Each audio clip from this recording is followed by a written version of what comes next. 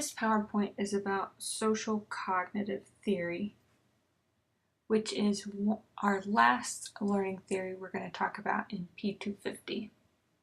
Here is our familiar graphic of our learning theories.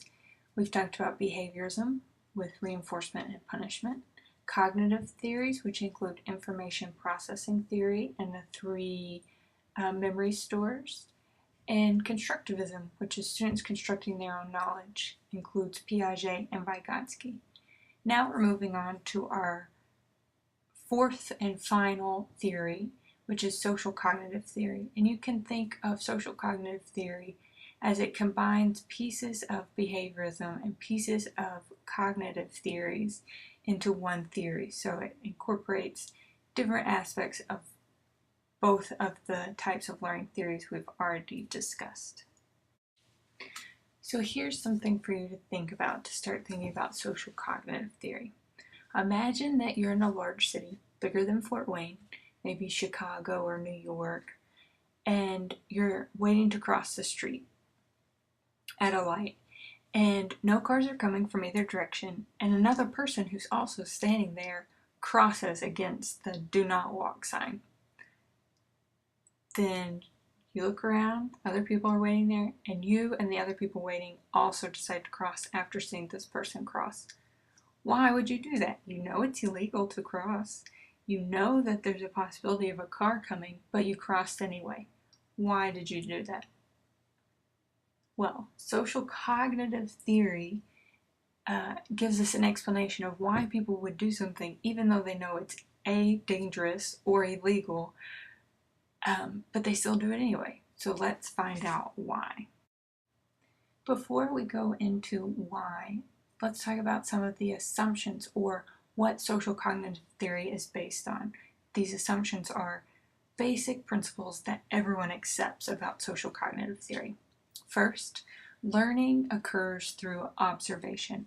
And this observation is what we call models. You observe a model for your behavior, which seems kind of familiar as in a role model, but there are different kinds of models, but learning occurs through watching those models.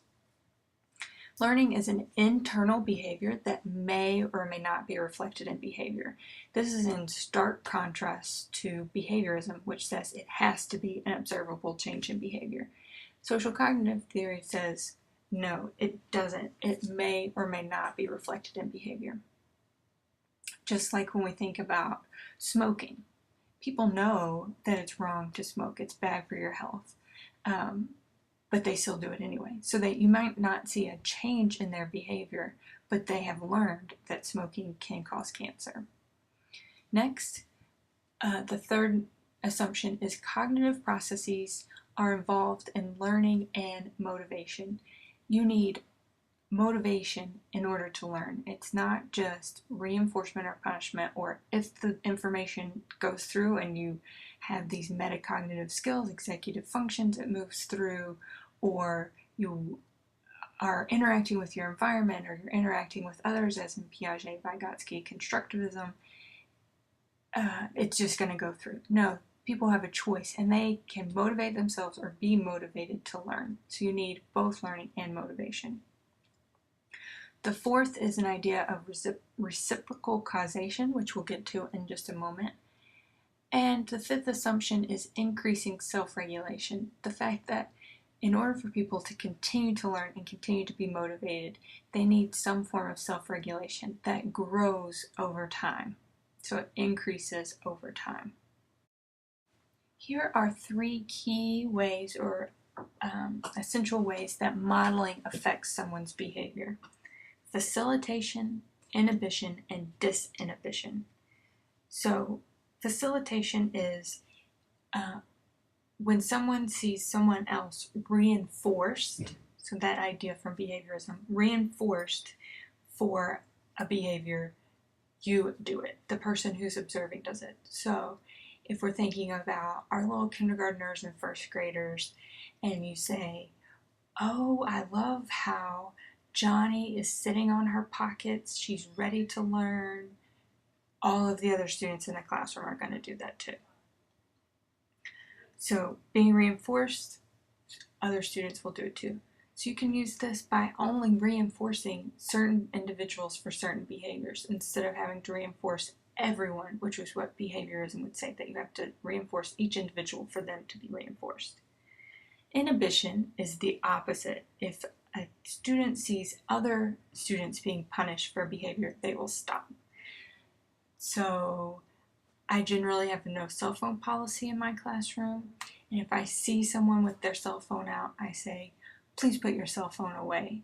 And I might call them out in front of the whole class. Well, everyone else who is texting under their desk or playing words with friends or whatever immediately will hide their cell phone, at least put it out of sight. So facilitation is engaging in a behavior that you've seen someone else reinforced for, and inhibition is stopping a behavior that you've seen someone else being punished for. Disinhibition is when a behavior should result in a punishment but doesn't. So this is in a roundabout way reinforcing a behavior.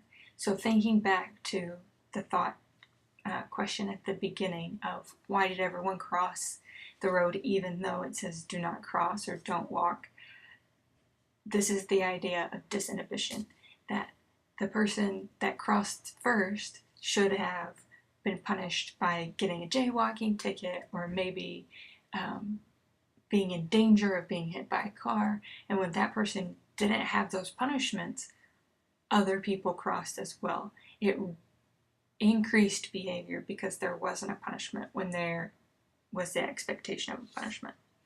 So what we can learn from disinhibition is to make sure that you as a teacher are following through with what you say. So if students are expecting a punishment, you should provide that punishment, or else you're reinforcing a behavior that you may not want to be reinforcing.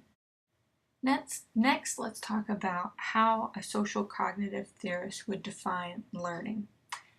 The definition is a change in mental structures that create the potential to demonstrate different behaviors. So here you can really see the combination of information processing theory and behaviorism. So a change in mental structures is like information processing theory, the change in long-term memory. But behaviorism is demonstrating different behaviors. The new part is combining those together with the potential to demonstrate different behaviors. Behaviorism says in order for learning to occur, we have to see it. Social cognitive theory says no, but demonstrating or performance of something that has been learned is different than actual learning. So learning and performance are separate. Performance is just the demonstration of learning, not the actual learning. So learning can occur without a visible change or an observable change. There just has to be the potential to change. So for those people who smoke, they've learned that it's bad for their health, but we haven't seen a change in their behavior. But there is the potential for change because they have that knowledge of it's bad for your health.